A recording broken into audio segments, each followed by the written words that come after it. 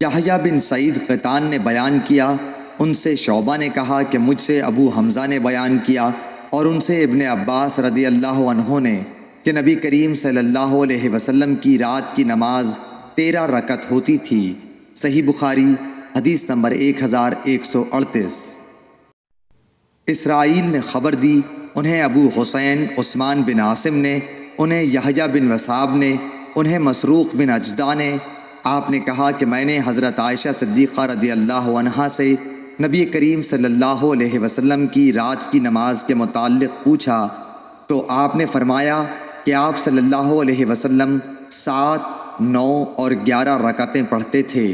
فجر کی سنت کے اس کے سوا ہوتی۔ صحیح بخاری حدیث نمبر 1139۔ حنظلہ بن ابی سفیان نے خبر دی، انہیں قاسم بن محمد نے، اور انہیں حضرت عائشہ صدیقہ رضی اللہ عنہا نے،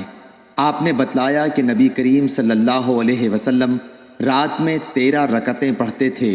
وتر اور فجر کی 2 سنت رکعتیں اسی میں ہوتیں۔ صحیح بخاری حدیث نمبر 1140۔ عزیز بن عبداللہ نے بیان کیا، کہا کہ مجھ سے محمد بن جعفر نے بیان کیا، ان سے حمید طویل نے، انہوں نے انس رضی اللہ عنہ سے سنا، وہ کہتے تھے کہ رسول اللہ صلی اللہ علیہ وسلم کسی مہینے میں روزہ نہ رکھتے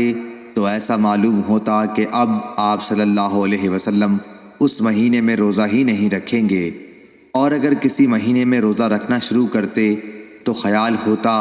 کہ اب آپ صلی اللہ علیہ وسلم کا ایک دن بھی بغیر روزے کے نہیں رہ جائے گا، اور رات کو نماز تو ایسی پڑھتے تھے کہ تم جب چاہتے آپ صلی اللہ علیہ وسلم کو نماز پڑھتے دیکھ لیتے، اور جب چاہتے سوتا دیکھ لیتے۔ محمد بن جعفر کے ساتھ اس حدیث کو سلیمان اور ابو خالد نے بھی حمید سے روایت کیا ہے۔ صحیح بخاری حدیث نمبر 1141۔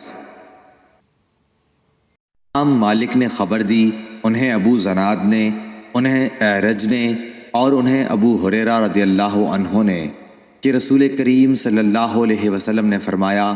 کہ شیطان آدمی کے سر کے پیچھے رات میں سوتے وقت 3 گرہیں لگا دیتا ہے،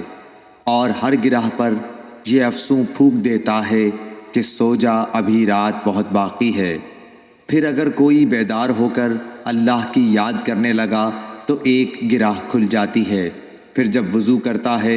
تو دوسری گرہ کھل جاتی ہے، پھر اگر نماز فرض یا نفل پڑھے تو تیسری گرہ بھی کھل جاتی ہے۔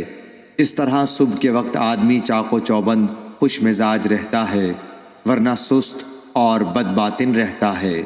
صحیح بخاری حدیث نمبر 1142۔